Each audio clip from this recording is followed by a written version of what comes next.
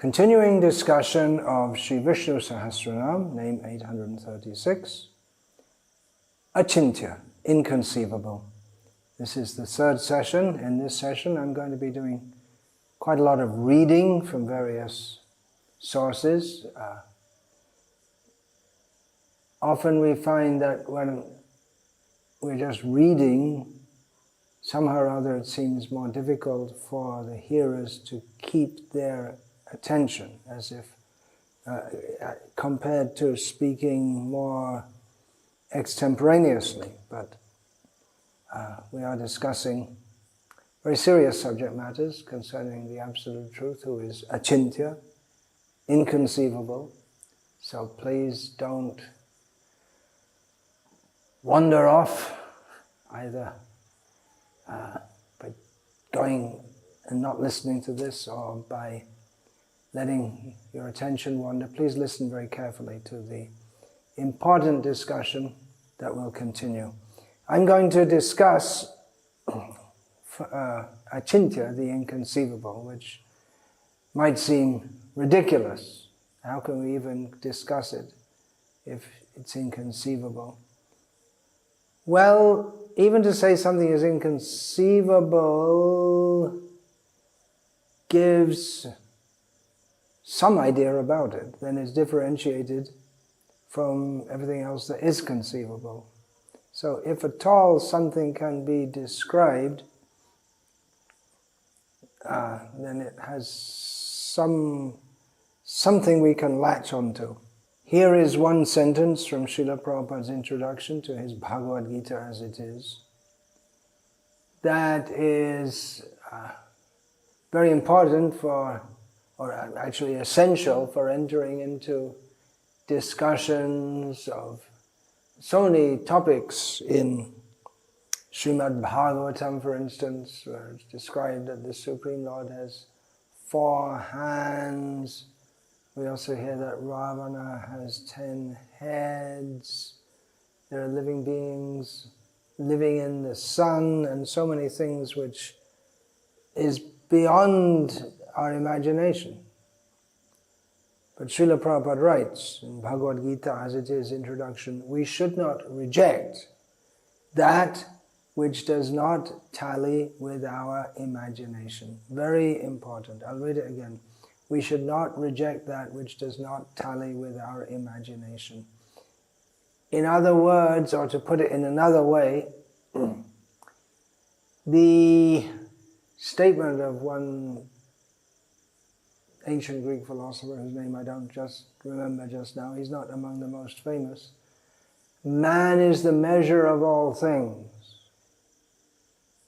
This is a misconception. Man is not the measure of all things, but that has formed the basis of Western philosophy, the imagination that man is the measure of all things. And particularly that became the standard of the Enlightenment thinkers, which is going on in the world at the present time to a large extent in official academic circles. What we can call the secular humanist approach to understanding everything is considered to be proper. As Swarup Damodar Maharaj, Bhakti Swarup Damodar Maharaj reported that he had attended a scientific conference on the origins of life on Srila Prabhupada's order. He was to establish that life cannot arise from matter. Life comes from life. But at the very beginning of the conference, the first condition was set that we're not going to discuss any possibility of any supernatural causes. So quite unscientifically, they set various boundaries. Of course, they'll say it's scientific because we can't ascertain that which we cannot measure. But then that presumes man is the measure of all things. Why? Why? I don't believe it unless I can understand it. Unless it appeals to my reason and my intelligence, then I don't believe it's even worth discussing. It's a very arrogant worldview, and one which has dominated the Western world and increasingly the whole world, but it's dominated the Western world for at least the last 100 years, 150 years. Darwinism was a big boost for this. Not one theory, but an approach, the secular humanist approach to understanding the world. Now I'm going to read from a transcript of a talk that Srila Prabhupada gave on Bhagavatam, Canto 5, Chapter 5, Text 31, on November the 18th, 1976, in Vrindavan. Srila Prabhupada said, "Long ago I was talking with one Arya Samaji friend. He did not believe that a lotus stem can grow on the navel of Vishnu, and there is Brahma born." Everyone says like that. Mythology. It is not mythology. It is fact. So I asked him, here we see one coconut tree, and about 60 feet above, there is a coconut, and there is water, and there is pulp, and it's being carried from the ground. Where is the pipe? Where is the pump? How is there water within the coconut? Can you explain? He could not explain. And I said that even in material things right in front of you, you cannot explain. How will you explain this spiritual position? How the lotus is grown from the navel of Vishnu. Therefore, it should be accepted as inconceivable. Acintya khalu ye bhava natang starkena yojiyat. Don't try to argue, it is foolishness, it is inconceivable. Of course, scientists nowadays, they will explain capillary action. Yeah, to some extent they can explain, but why on earth there should be anything like a coconut with water high in the air, and then we have to cut it or wait for it to fall down, and then again cut it so we can drink the water. Why? If we go on asking questions, why, we'll find there's no end. We may be able to scientifically explain one thing, but then to explain the cause of a certain effect, if we take the cause as an effect, the cause must be caused by something else, and then it becomes an infinite regress, unless we accept Sarva Karana Karanam. Krishna is the cause of all causes.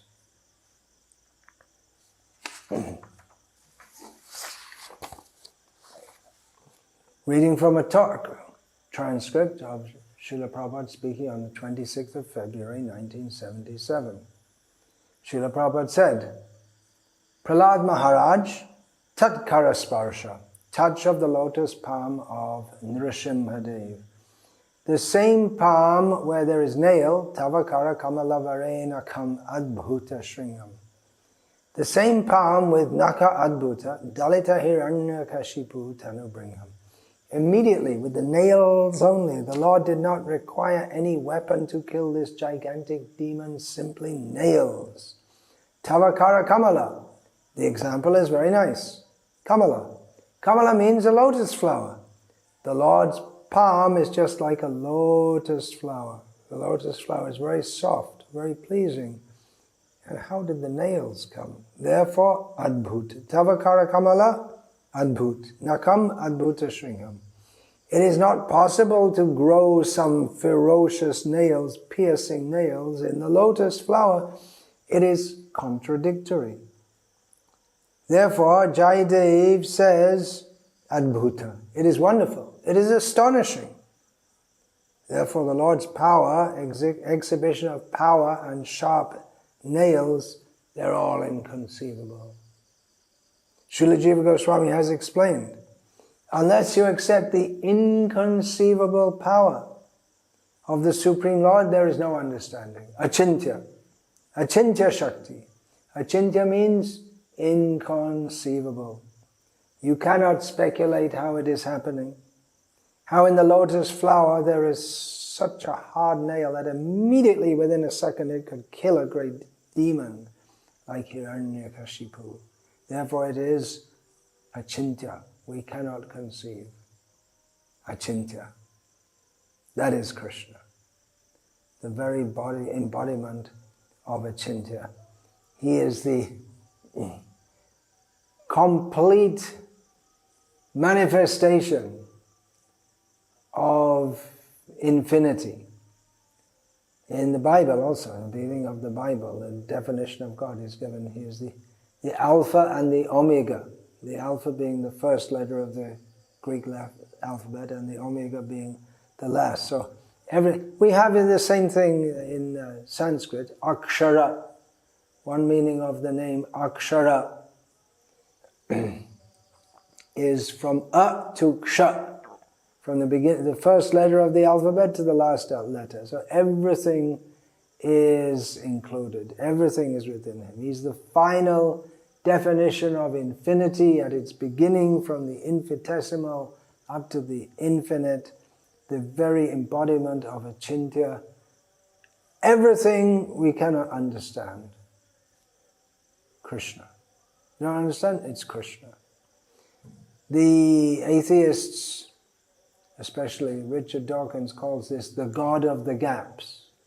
And when we don't understand something, we just say God. Okay, then you understand scientifically, but there'll always be gaps. We'll never understand everything. Even if we become 1,000,000 times more scientifically advanced than we are now, what will probably happen is we'll find there are more things that we don't understand than we're presently aware of. All contradictions are resolved in him. That's accepted. You may say, well, it's contradictory to say he's the smallest of the small and the biggest of the big. Yeah, that's stated right there. In Chaitanya Charitamrita, we find Krishna saying, Ami paraspara viruddha dhamashaya. Krishna says, I am the abode of all mutually contradictory characteristics. Yes, he's the kindest, he can be the cruelest. Here's a quote from Nectar of Devotion by Srila Prabhupada. Although Krishna is independent of everyone, out of his causeless mercy, he is dependent upon Garga Rishi for religious instruction. For learning the military art, he is dependent upon Satyaki, and for good counsel, he is dependent upon his friend Uddhava. Reading from an English translation of Srila Bhaktivinoda Thakur's Jaiva Dharma. In the material world, mutually contradictory qualities do not exist together in the same place, for they would negate each other. It is the inconceivable nature of Lord Krishna's potency that in the spiritual world all mutually contradictory qualities exist happily together, and the result is very beautiful and pleasing.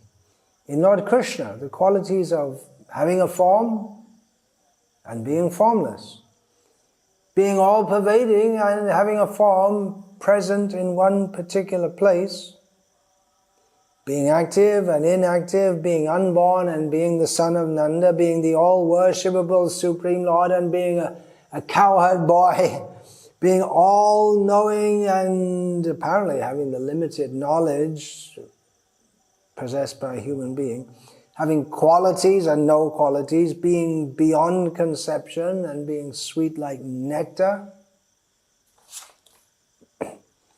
being limited and unlimited, being far away and very near, being completely aloof and also being afraid of the gopis' jealous anger are simultaneously present. These are numberless other mutually contradictory qualities happily stay together in Lord Krishna's transcendental form, in Sri Krishna's transcendental abode, and in Sri Krishna's transcendental pastimes. That these mutually contradictory qualities help Lord Krishna's pastimes. Making them more beautiful and pleasing is beyond human conception. Therefore it is said that the Lord's potencies are inconceivable. All these, why should it be like that? You may say, well, why all these contradictory qualities? Why is it like that? Why should it be? One thing is, the Supreme Lord is not subject or constrained to being within what we can imagine. He doesn't have to make himself what we think he should be. That's one thing. Another thing, because he is infinite by definition, then all possibilities are within him. And here's another very important reason. These mutually contradictory qualities, they make his pastimes all the more relishable. For instance, that he appears as a cowherd boy, and that the mighty Brahma tries to outwit Krishna. And then we have Brahma praying for forgiveness, the mighty Brahma praying for forgiveness to a cowherd boy.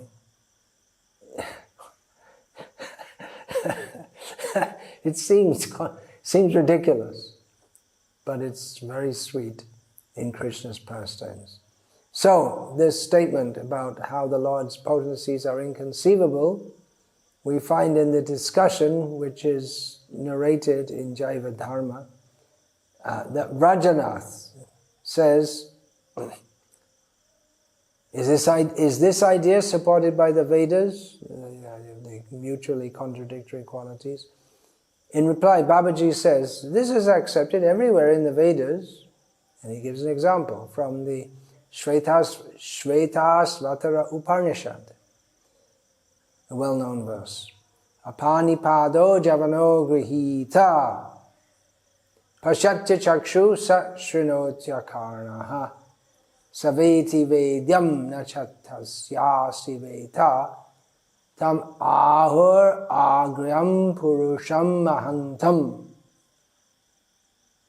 Learned transcendentalists explain that God is the greatest. Purusham mahantam.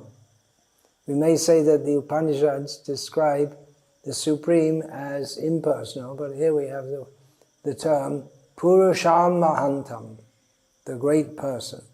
So learned transcendentalists explain that God is the greatest, the original person.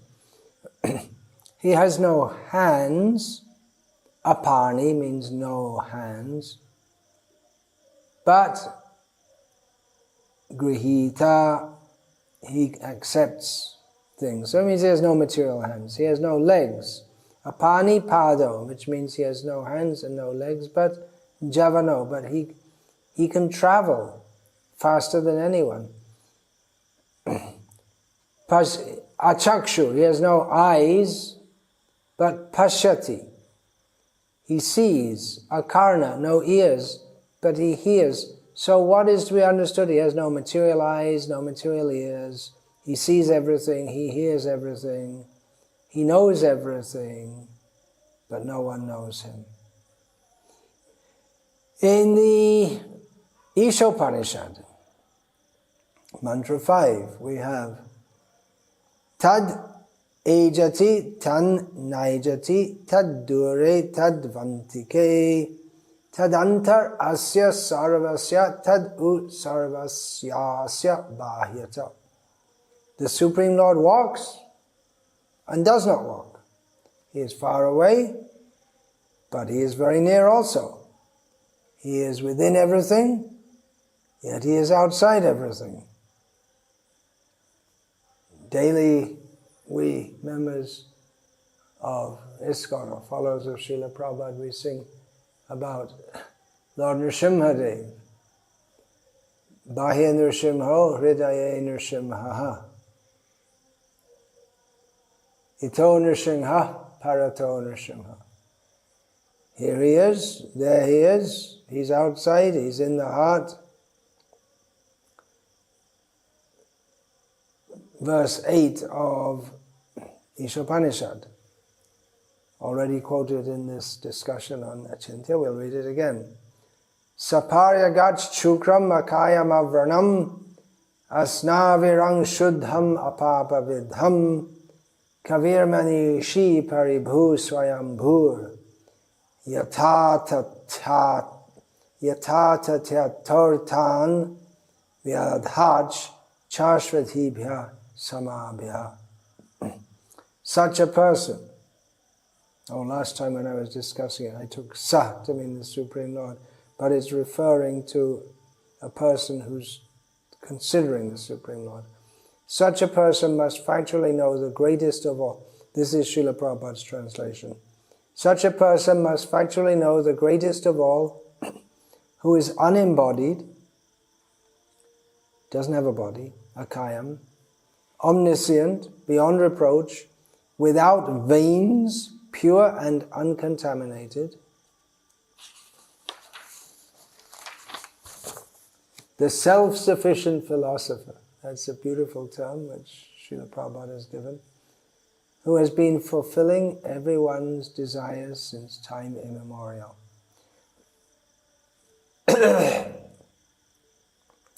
Elsewhere in Jaivadharma, well, it's the same basic section. This is Goswami. I'll say that again.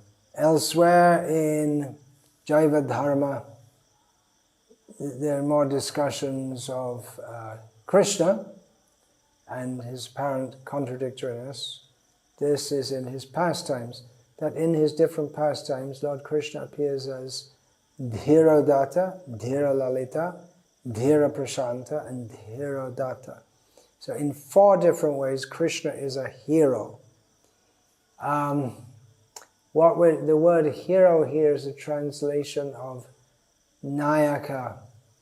It translates as hero, that's in dramatics.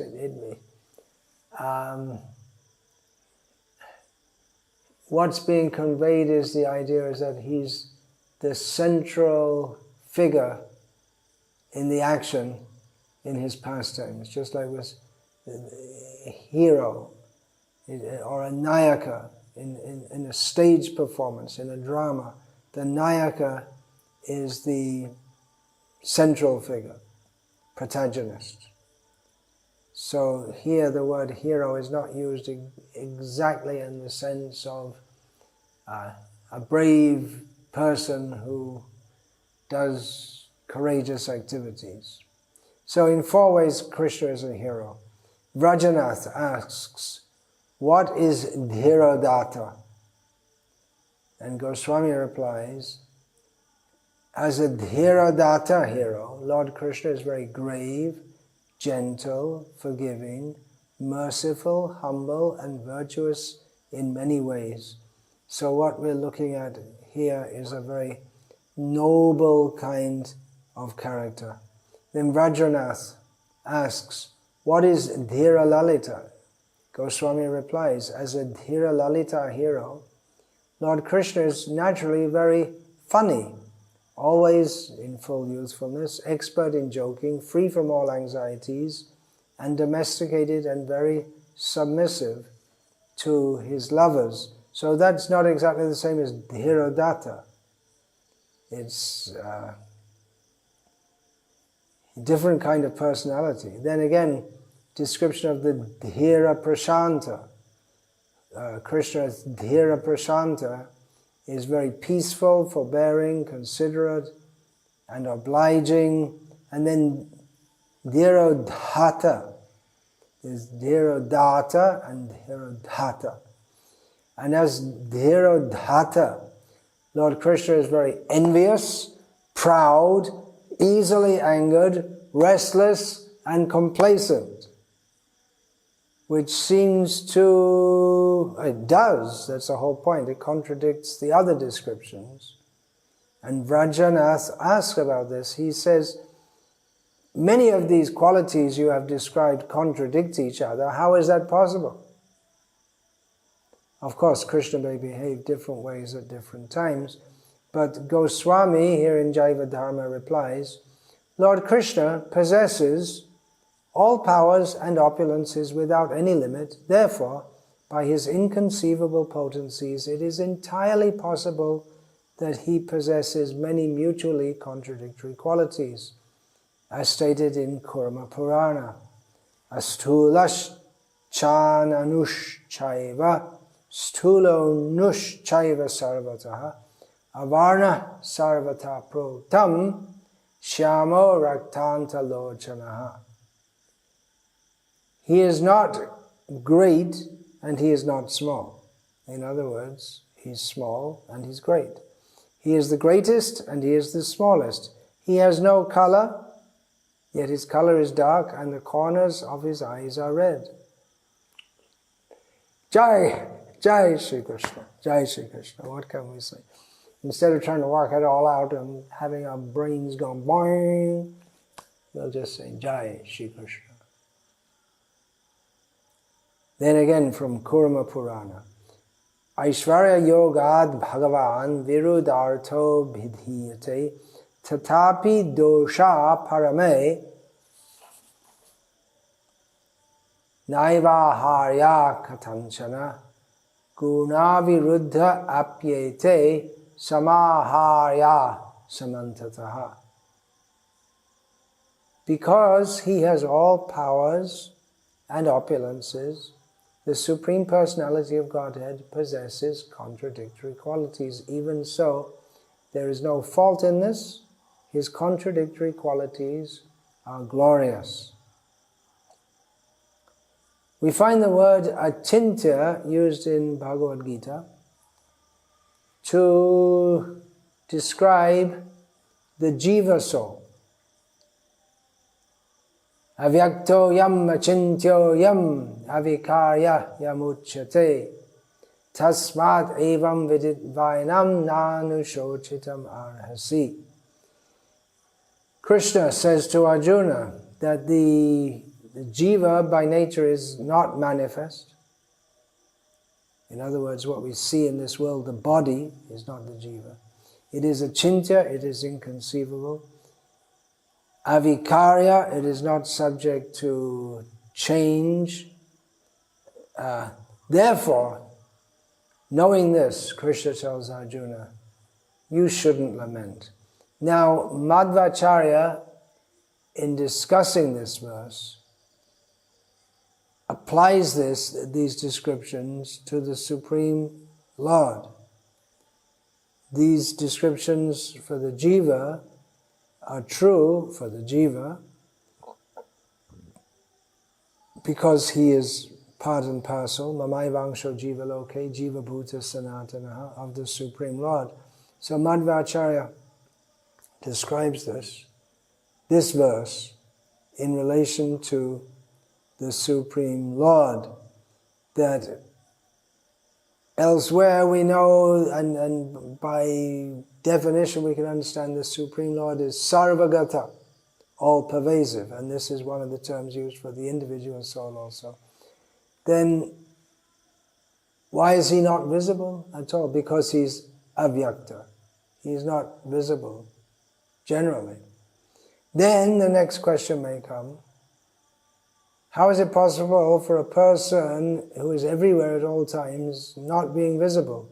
And the answer is Acintya Shaktitvat, because he possesses inconceivable potency, the word Acintya in this verse. This capacity is extraordinary and unique, and we cannot imagine it. We can't fit it within our imagination. Then, continuing this discussion, this Acintya Shakti, inconceivable potency of the Supreme Lord, is there always within him. It doesn't get destroyed. He is avikarya. It's not that, like anything material, it goes through various stages, comes into being, grows, stays for some time, produces byproducts, dwindles and is destroyed. But the Jiva and the Supreme Lord are avikarya, they're not subject to this. So his Acintya Shakti is eternally inherent in him. Discussing the 11th chapter of Gita, in which Krishna exhibits aneka rupa, many forms. His Vishvarupa, his universal form. So Madhva Charya says, Ekam Rupam Hare Nityam Acintya Aishvarya Yogataha Bahusankhya Gocharancha Vishesha Deva Kevalam. He is one person, having one form, but he has millions of forms. There is no difference between them. How? Acintya. The word is used. Acintya. Acintya Aishvarya Yogataha. By his opulence of yoga, here used in the sense of mystic power, not the little mystic power that little yogis in this world can do, but his opulence as the Supreme Lord. Quoting another text, Satatva Ratnamala, it states there, I'll just give the English translation, that there are 50 letters in the Sanskrit alphabet, which is a limited number. The Vedas consist of sentences, which are in words and then ultimately letters. All the letters are finite, and the Vedas, being stated in letters, should also be finite. But the Vedas are infinite. Ananta vai Vedaha. How is it possible? By the Acintya Shakti of the Lord, his inconceivable potencies. So, these potencies, this Acintya Shakti, his inconceivable potency, is also referred to as Amanusha Shakti, means it's beyond the level of power of humans. Aishvarya Shakti, it is his opulence, his energy of opulence. Duranta Shakti, it's far from us, even from our imagination. Nija Shakti, his own personal internal potency. Aghatana Shakti, he can make that which is impossible possible, the power to do that. Ananta Shakti, his unlimited, endless potency. Summarizing some of these points, this Acintya Shakti of the Supreme Lord, his inconceivable potency, in 3 categories. Anoraniyan Mahato Mahiyan. He's smaller than the smallest and bigger than the biggest. So you may say, okay, sometimes he's smaller than the smallest, sometimes he's bigger than the biggest, but no. At the same time and at the same place. And the Madhvas make the point which even Mahalakshmi cannot think of. They're very concerned to show that Hari Sarvotama, the Supreme Lord, is greater than all, means he's greater than Lakshmi also. That's another discussion. Then another way that the Acintya Shakti is understood, that the Vedas are infinite due to the Acintya Shakti of Vishnu. Here, this refers not to God himself being Acintya, but to the Vedas being Acintya. But the Vedas are infinite beyond our imagination because of him. They also give a little qualification here. that the infinitude of the Vedas, or the quality of being infinite, is fully known, they agree. Okay, Mahalakshmika knows, and also Vayu. Vayu Jivotama. The topmost Jiva is Vayu, the wind god, the air god. Then another point, the third point, when we are unable to explain certain aspects of reality, we may say, well, it's simply inconceivable, but that may be for us, but not for the devatas. That's an important point to understand, because so many descriptions in the Shastra of life on other planets might seem impossible, I think, because we can't imagine. But the devatas, the gods in the higher worlds, they understand. Now, in the upcoming next few names in Sri Vishnu Sahasranama, we have many names which are in pairs of opposites, to demonstrate, or which further demonstrate the principle of the Supreme Lord being Acintya, inconceivable. The next name which comes up is Bhayakrit, he who makes fear. And then the name after that is Bhayanashana, he destroys fear. Then we have Krishna, meaning very thin, and then Sthula, meaning which can mean very fat, very gross. Gunabhrit, who has qualities, and then Nirguna, which means qualityless. Adhrita, unconstrained, and Svadhrita.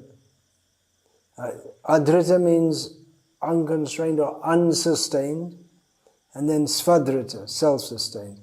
So what are we to understand from all of this? Well, nothing, is it? What do we understand? We understand that we don't understand because he's so great. One thing we should understand is that we cannot know him by our intelligence, however great our intelligence will be. But that ultimately isn't what he wants. He gives us Shastra which introduces us to him on the intelligent platform, but ultimately he wants our love. We cannot know him by our intelligence, but we can know him by love. Bhaktya mama vijanati. And Krishna says in Gita, I can be known by devotion. So we can know him